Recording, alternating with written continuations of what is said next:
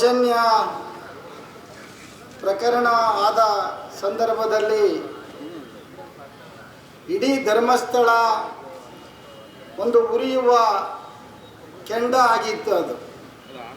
ಅದು ಯಾವ ಮಟ್ಟಕ್ಕೆ ಹೋಗಿತ್ತು ಅಂತ ಹೇಳಿದ್ರೆ, ಆ ಧರ್ಮಸ್ಥಳದ ಯಾರು ಧರ್ಮದ್ರೋಹಿಗಳಿದ್ರು ಅವರೆಲ್ಲರನ್ನೂ ಕೂಡ ಅಟ್ಟಾಡಿಸಿ ಹೊಡೆಯುವ ಮಟ್ಟಿಗೆ ಜನ ಅಲ್ಲಿ ರೊಚ್ಚಿಗೆದ್ದಿದ್ದಂಥದ್ದನ್ನು ನಾವು ನೋಡಿದ್ವಿ.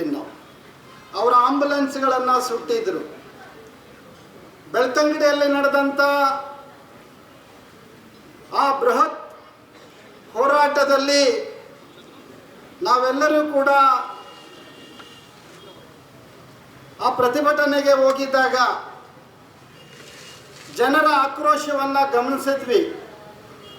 ಬಹುಶಃ ಇಲ್ಲಿಗೆ ಧರ್ಮಸ್ಥಳದಲ್ಲಿ ಒಂದು ಬಹುದೊಡ್ಡ ಪರಿವರ್ತನೆಯ ಕಾಲ ಆರಂಭ ಆಗಿದೆ ಅಂತ ಹೇಳಿ ಅಂದ್ಕೊಂಡ್ವಿ ನಾವು. ಅದಾದ ಮೇಲೆ ಆ ದಿನ ಸಂಜೆ ಅವರ ಮನೆಗೆ ಹೋಗಿದ್ವಿ. ಸೌಜನ್ಯ ಮನೆ ಹತ್ರ ಒಂದು, ನಿಮಗೆಲ್ಲ ಗೊತ್ತಿದೆ ಅಲ್ಲಿನ ಹಳ್ಳಿಗಳು ಹೇಗಿರ್ತವೆ, ಒಂಟಿ ಮನೆಗಳಂತ.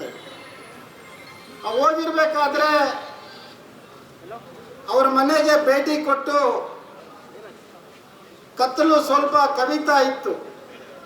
ಮೇಲೆ ಬರಬೇಕಾದ್ರೆ ನಮ್ಮ ಕಾರು ಸ್ವಲ್ಪ ದೂರದಲ್ಲಿ ನಿಂತಿತ್ತು. ನಾನು ನಮ್ಮ ಗೆಳೆಯರ ತಂಡ, ಚಂದು ನಮ್ಮ ಇದ್ರು, ಇವತ್ತು ನಮ್ಮ ಜೊತೆಗಿಲ್ಲ, ನಮ್ಮ ಎಲ್ ಚಂದು ಚಳವಳಿಯ ನಾಯಕ. ಬರಬೇಕಾದ್ರೆ ಸುಮಾರು ಒಂದು 10 ಆಟೋಗಳು ಎದುರುಗಡೆಯಿಂದ ಹೆಡ್ಲೈಟ್ ಹಾಕ್ಕೊಂಡು ಬರ್ತಾ ಇದ್ವು. ಅವು ಎಷ್ಟು ಫಾಸ್ಟಾಗಿ ಬರ್ತಾ ಇದ್ವು ಅಂತ ಹೇಳಿದ್ರೆ ನನಗೆ ಗೊತ್ತಾಗಲಿಲ್ಲ ಏನು ನಡೀತಾ ಇದೆ ಇಲ್ಲಿ ಅಂತೇಳಿ. ತಕ್ಷಣ ನಮ್ಮ ಕಾರ್ಯಕರ್ತರು ನನ್ನನ್ನು ಎತ್ತಿ ಕಾರಿನಲ್ಲಿ ಹಾಕ್ಕೊಂಡ್ರು. ಕಾರು ರಿವರ್ಸಲ್ಲೇ ಸುಮಾರು ಒಂದು ಅರ್ಧ ಪರ್ಲಂಗ್ ದೂರ ಬಂದು ಮೈನ್ ರೋಡಿಗೆ ಬಂತು. ಆ ಆಟೋಗಳು ಹಾಗೇ ಮುಂದೆ ಬರ್ತಾನೆ ಇದ್ವು. ತಕ್ಷಣ ಆಮೇಲೆ ಅವು ಬೇರೆ ಕಡೆ ತಿರುಗ್ಕೊಂಡು, ಆನಂತರ ನನ್ನನ್ನು ಕರ್ಕೊಂಡು ಬಂದು ಉಪ್ಪಿನಂಗಡಿ ಹತ್ರ ಬಿಟ್ಟು ಅಲ್ಲಿ ಯಾವುದೋ ಬಂದಂಥ ಬಸ್ಸಲ್ಲಿ ಕಳಿಸಿದ್ರು. ನಂತರ ನನ್ನ ಲಗೇಜನ್ನು ಮಾರನೇ ದಿನ ಬಸ್ಗೆ ಹಾಕಿ ಕಳಿಸಿದ್ರು. ಇದು ಅಲ್ಲಿ ಏನು ಆಗ್ತಾ ಇದೆ ಅನ್ನೋದರ ಒಂದು ವಸ್ತು ಚಿತ್ರಣವನ್ನು ನಿಮ್ಮ ಮುಂದೆ ನಾನು ಇಟ್ಟಿದ್ದೇನೆ. ಅದಾದ ಮೇಲೆ ಅಲ್ಲಿ ಒಂದು ಗೋಲಿಬಾರ ಇತ್ತು. ಅಲ್ಲಿದ್ದಂಥ ಪೌರಕಾರ್ಮಿಕ ವೃತ್ತಿ ಮಾಡ್ತಾ ಇದ್ದಂಥವರು ಆ ಗೋಲಿಬಾರ್ ಫೈರಿಂಗಲ್ಲಿ ತೀರ್ಕೊಂಡಿದ್ರು. ಧರ್ಮಸ್ಥಳಕ್ಕೆ ಸ್ವಲ್ಪ ಪಕ್ಕದಲ್ಲೇ ಇದೆ ಅದು, ಅದೇನು ಕಣ್ಣೆಳತೆಯಲ್ಲೇ ಇದೆ, ಅದೇನು ಬಹುದೂರ ಇರಲಿಲ್ಲ, ಅಶೋಕ್ ನಗರ ಅಂತೇಳಿ.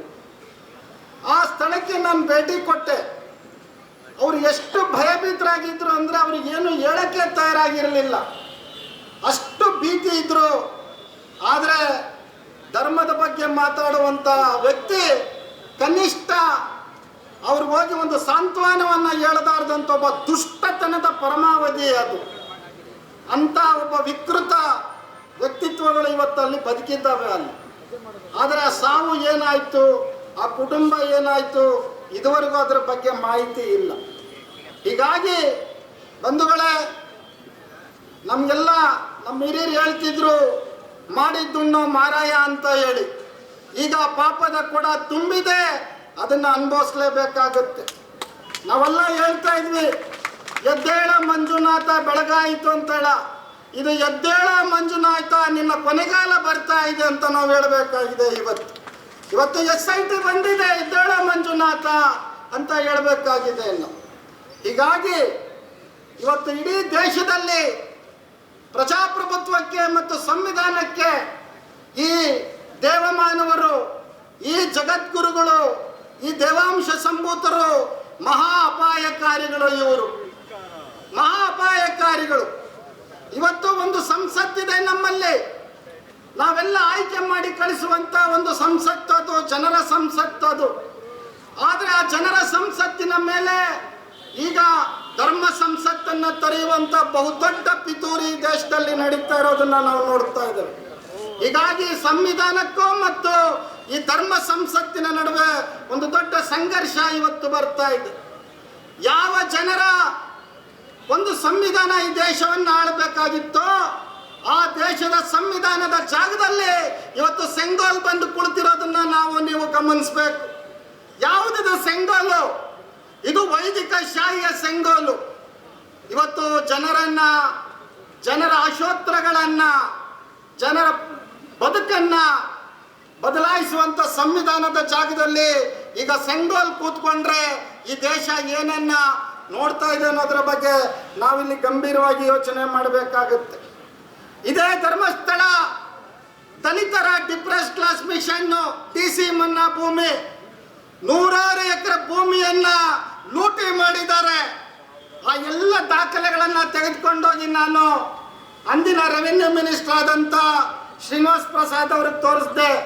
ಸಾರ್ ನೋಡಿ, ಇದೆಲ್ಲ ಟಿಸಿ ಮನ್ನಾ ಭೂಮಿ, ಬಡವರಿಗೆ ದಲಿತರಿಗೆ ಕೊಟ್ಟಿರುವಂತ ಭೂಮಿ. RTCಯಲ್ಲಿ ಪಾಣಿನಲ್ಲಿ ಹೆಸರುಗಳಿದೆ ಟಿಸಿ ಮನ್ನಾ ಭೂಮಿ ಅಂತ, ಆದ್ರೆ ಕಬ್ಜಾ ಮಾಡ್ಕೊಂಡು ಕೂತಿದ್ದಾರೆ. ಇದನ್ನೆಲ್ಲ ತೆರವುಗೊಳಿಸ್ಬೇಕು ಅಂತೇಳಿ. ಇಲ್ಲ ಮಾಡ್ತೀನಿ ಅಂತ ಹೇಳಿದಂತ ಶ್ರೀನಿವಾಸ್ ಪ್ರಸಾದ್ ಅವರು ಇವತ್ತು ನಮ್ಮ ನಡುವೆ ಇಲ್ಲ. ಬಂಧುಗಳೇ, ಹೀಗಾಗಿ ಇವತ್ತು ಇಡೀ ಸರ್ಕಾರಗಳನ್ನ ನಿಯಂತ್ರಣ ಮಾಡೋದಿಕ್ಕೆ ಈ ಜಾತಿವಾದಿ ಮತಾಧೀಶರುಗಳು ಇವತ್ತು ಎದ್ದು ಕುಳಿತಿದ್ದಾರೆ. ಇವತ್ತು ಎಲ್ಲವನ್ನ ಅವರು ನಿರ್ಣಯ ಮಾಡ್ತಾರೆ. ಮುಖ್ಯಮಂತ್ರಿ ಯಾರಾಗಬೇಕು, ಮಂತ್ರಿಗಳು ಯಾರಾಗಬೇಕು ಅನ್ನುವಂಥದ್ದನ್ನ ಇವತ್ತು ಮಠಾಧೀಶರು ನಿರ್ಣಯ ಮಾಡೋದಿಕ್ಕೆ ಮಟ್ಟಕ್ಕೆ ಇವತ್ತು ಬರ್ತಾ ಇದೆ ದೇಶ. ಹಾಗಾದ್ರೆ ನಮ್ಮ ಪಾತ್ರ ಏನಿಲ್ಲಿ? ಜನರ ಪಾತ್ರ ಏನು? ಜನರು ಕೇವಲ ವೋಟ್ ಹಾಕುವ ಮತಯಂತ್ರಗಳ? ಈ ಪ್ರಶ್ನೆಯನ್ನು ಎತ್ತಬೇಕಾಗುತ್ತೆ. ಇವತ್ತು ಮಾತಾಡಿದ್ರೆ ನಮ್ಮ ಮಠಾಧೀಶರ ಬಗ್ಗೆ ಮಾತಾಡಿದ್ರು ಅನ್ನುವಂಥ ದೊಡ್ಡ ರೀತಿಯ ದಾಳಿಗಳನ್ನ ಶುರು ಮಾಡ್ತಾರೆ. ಹಾಗಾಗಿ ಯಾವ ಪಾರಿಮಾರ್ಥಿಕತೆ ಏನೂ ಇಲ್ಲ, ಆಧ್ಯಾತ್ಮಿಕ ಇಲ್ಲ, ಮತ್ತೊಂದಿಲ್ಲ. ಈ ಎಲ್ಲ ಮಠಗಳು ಇವತ್ತು ರಾಜಕೀಯದ ಕುತಂತ್ರದ ಸ್ಥಾನಗಳಾಗಿದ್ದಾವೆ ಅನ್ನೋದನ್ನ ನಾವು ಅರ್ಥ ಮಾಡ್ಕೊಳ್ಬೇಕು. ಇವತ್ತು ಆ ಹಿನ್ನೆಲೆಯಲ್ಲಿ ಇವತ್ತು ಹೋರಾಟ ಆರಂಭ ಆಗಿ ಈಗಾಗಲೇ ಸಾಕಷ್ಟು ದಿನಗಳ ಕಳೆದಿವೆ. ಬಾಲನ್ ಸರ್ ಹೇಳಿದ್ದಾರೆ, ನ್ಯಾಯ ಸಿಕ್ಕೇ ಸಿಗುತ್ತೆ. ಆ ನ್ಯಾಯವನ್ನು ನೋಡುವ ರೀತಿಯಲ್ಲಿ ನಮ್ಮ ಹೋರಾಟ ಮುಂದುವರಿಲಿ ಅಂತ ಹೇಳ್ತಾ ಅವಕಾಶ ಮಾಡಿದ್ದಕ್ಕಾಗಿ ತಮಗೆಲ್ಲ